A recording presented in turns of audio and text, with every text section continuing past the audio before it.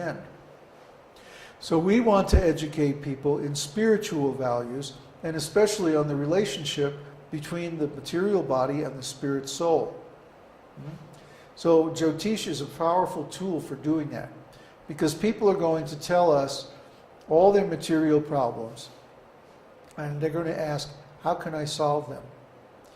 So we're in a very good position to advise them spiritually. Here's what you need to do. Follow 4 regulative principles, chant the holy name, and that will take you out of this whole material existence. Then you won't have any more material problems. Yay! That's our aim. That's our aim. So also, Jyotish can help very much with management.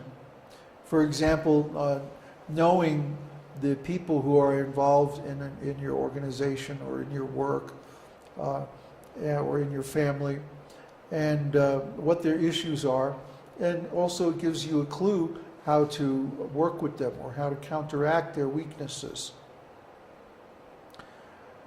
So let's see. One more point. Jyotish should never be used for material gain. That means we should never make a business out of Jyotish. The first thing that Maitreya says to Parāṣara is that he says, Jyotish is the supreme limb of the Vedas. Well, if it's the supreme limb, the Anga, Vedanga, of all the Vedangas, it's the supreme one. The Vedangas are like logic, grammar, temple worship, rituals. Agriculture is actually part of the supplementary literatures of the Vedas. Agriculture is a material art. Vedangas are all things that help us understand the Vedas. So philosophy, logic, stuff like that. So out of all those limbs of the Vedas, there's 6 Vedangas. Out of all those 6 Vedangas, Jyotish is the supreme. So really we need Jyotish to help us put the advice of the Vedas into action. It's the most important of all the Vedangas, of all the limbs of the Vedas. This is not meant for material gain. It's made only for spiritual liberation. So if we try to make a business out of Jyotish, I can tell you exactly what's going to happen. Look around on the internet at all the different organizations that teach Jyotish or Vedic astrology in the West. And you'll see that all of them are in some kind of trouble. Even Sanjay Rath, who's probably the greatest authority on Jyotish today, his organization is in trouble. The ACCS, or ACVS, or whatever it's called, American Society for Vedic Astrology or something, Vedic Science or something, they're in trouble. They used to hold their convention every year. Now they only hold it every 2 years. And my friend Patraka just went there and he said it was a disaster. It was a mess. Everybody's fighting. Why? Because they're using astrology for material gain. They're making a business out of it. The ACVS, their courses are like $2,000. I mean, incredible, profit making. People are charging between $100 and $250 an hour for Vedic astrology readings. It's a business. It's a money-making thing. It's like being a psychiatrist or something like that. I mean, really, they're paying for these outrageously expensive courses, and then they're charging huge prices, because they're trying to maintain their family or something. This is not the Vedic principle. The Vedic principle is we share our knowledge freely. And we're supported by the donations of the people who like what we're doing and appreciate that knowledge. It's not a business. A business is when you say, okay, I'll give you a reading. You have to pony up $200, Put the money on the table and then we'll talk. That's not Vedic. That's business, okay? So we're not businessmen.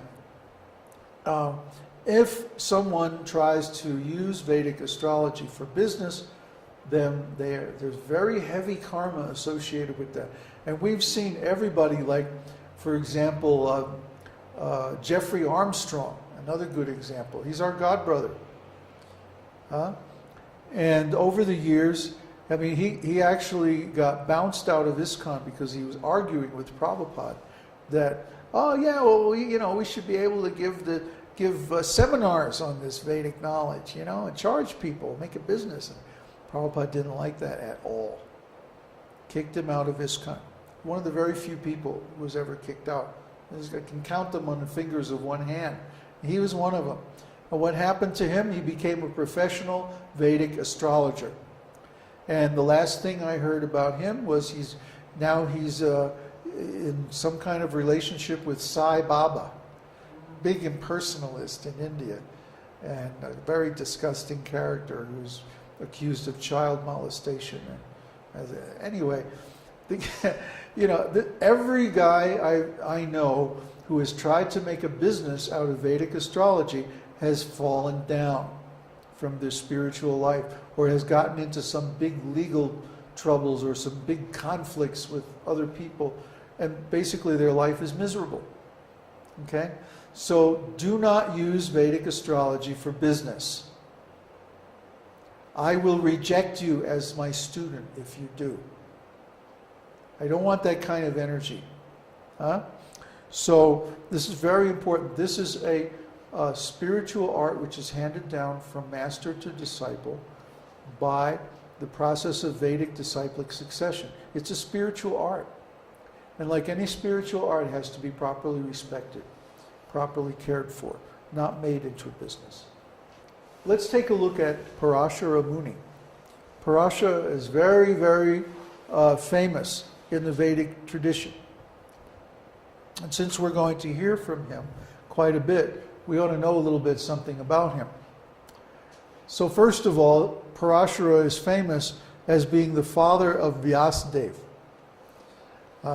Vyasadeva was an incarnation of God.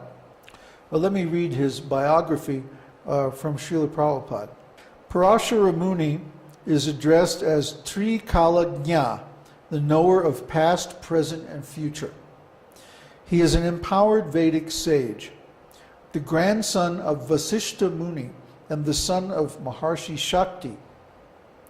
He was in the womb of his mother Adrishyati when she was only 12 years old, and he learned the Vedas from within the womb of his mother. His father was killed by the demon Kalmashapad, and to avenge this, he wanted to annihilate the whole world. And he could do it too. He was restrained, however, by his grandfather Vasishta. Vasishta, he was about to start the sacrifice that would annihilate the whole material world. And Vasishta said, "Now, grandson, just hold on a minute.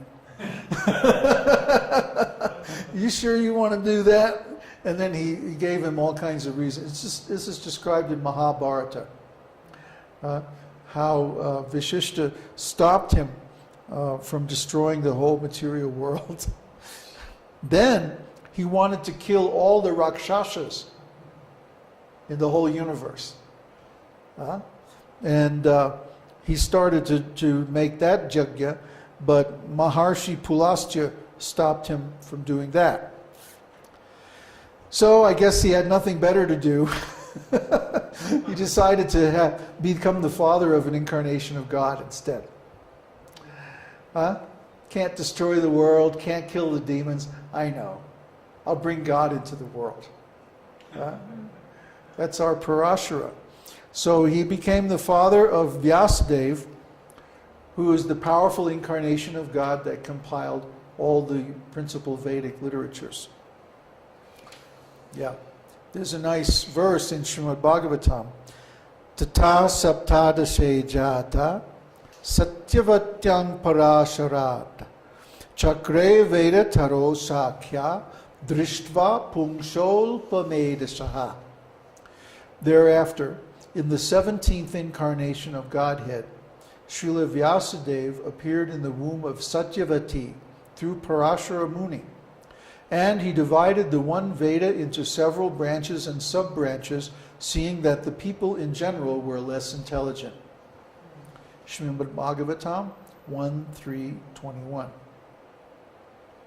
It's an interesting story how Parāṣara begat Vyasadeva in the womb of Satyavati. She was the daughter of a fisherman, and she was very, very beautiful. Only problem is she smelled like fish. So she was, at one time she was piloting a boat, a ferry boat, between the shores of a river. And Parāṣara came along and saw her. And he said, come on, let's have a kid. I got this incarnation of God I want to bring into the world, and you're just the perfect person to be his mother.